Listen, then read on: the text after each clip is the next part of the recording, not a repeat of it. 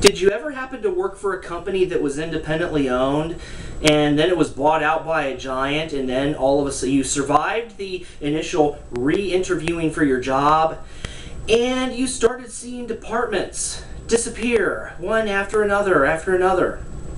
Did you ever get the feeling that the big company never really wanted that business to exist in the first place? Did you ever have the feeling that it was going to disappear one day? Average Dude has something to say about... Everybody, welcome back. This is not going to be a very enjoyable episode for me to do because this opens up some old wounds. The title of this episode is Companies That Are Too Big Have No Heart. This past weekend was Father's Day weekend, and a lot of fathers got a really nasty surprise.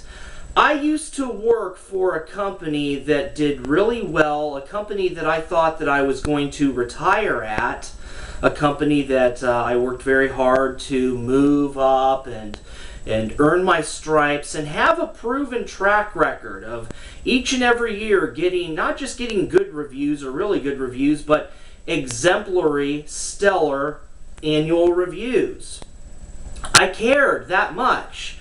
And, well, things went to hell in a handbasket because this company it used to be a privately owned company that had multiple decades of success. You're dealing with decades of growth and stability. It had a good reputation, emphasis on the word stability. It didn't need any help.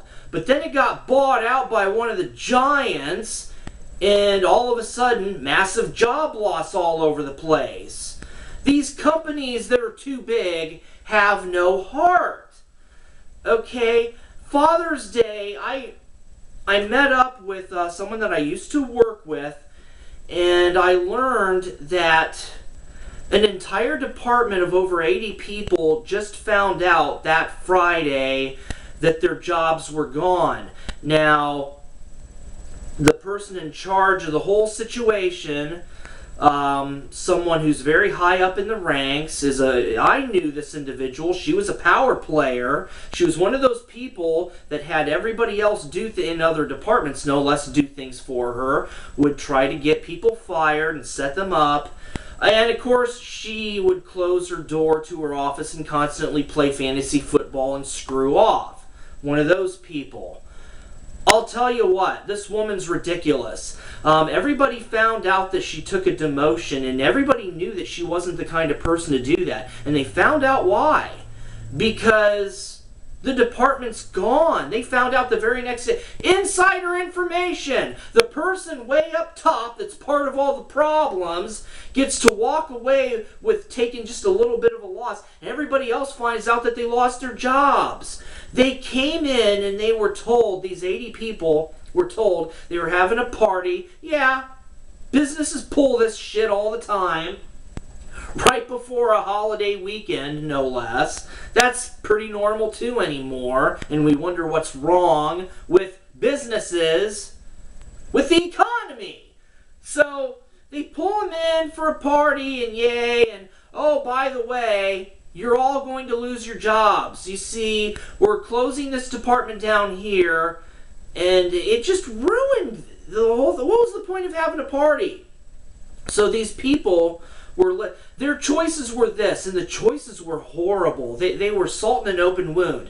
You can relocate to another state and take a pay cut.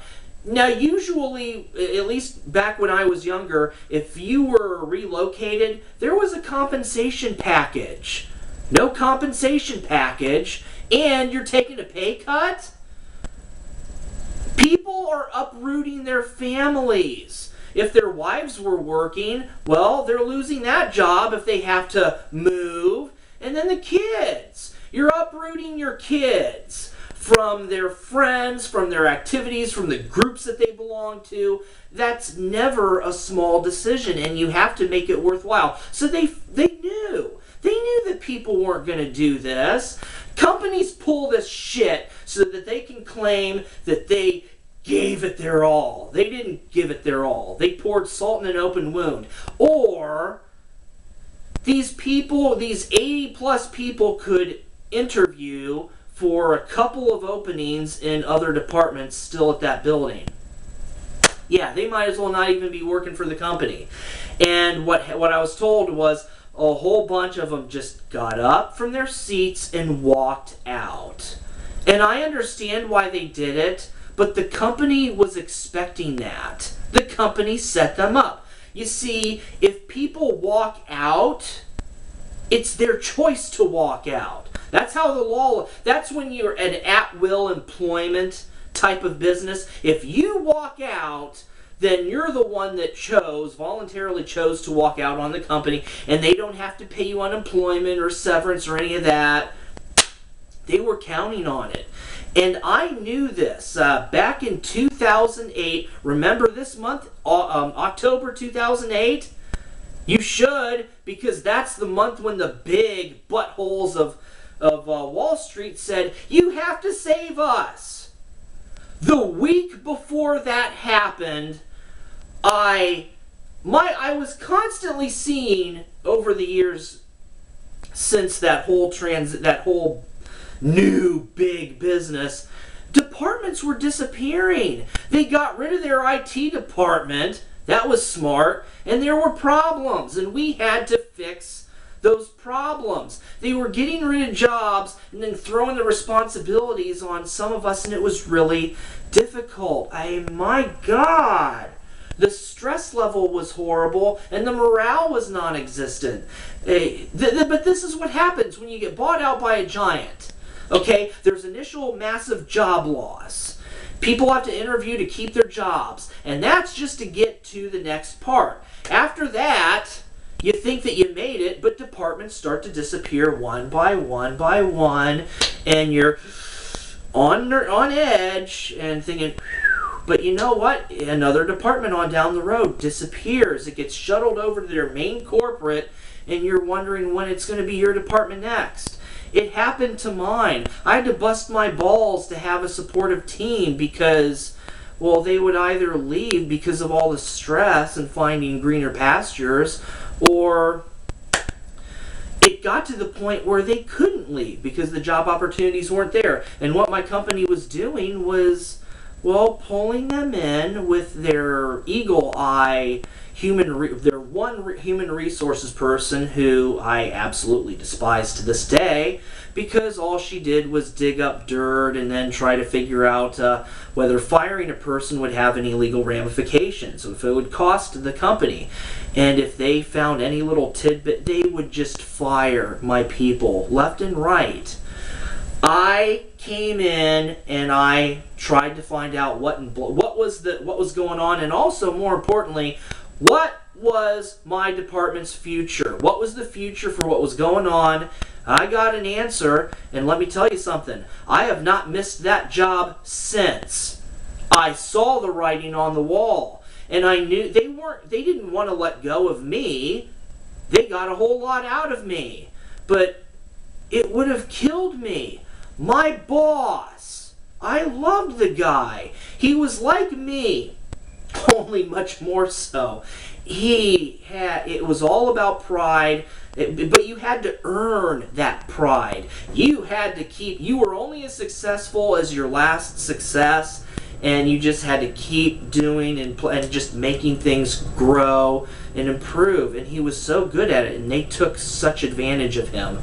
After I left, he was traveling around, lost two of my people on my level, people that were in charge of shifts. They were demoted, and then they left. They both left. And so my boss didn't have anybody to watch over the floor, the department, and yet he had medical conditions, and yet the employer sent him out to travel all over the place because he was the poster boy for signing on new big customers. Money, money, money, money, money, money, money, money, money. He needed medical attention, and the employer wasn't even allowing him to go to see the damn doctor. He needed it. And this is where I'm going to get emotional, and I'm sorry for it, but he's dead. Heart failure. He fell over, not this past weekend, but over a weekend about a year or so ago. That's what happens.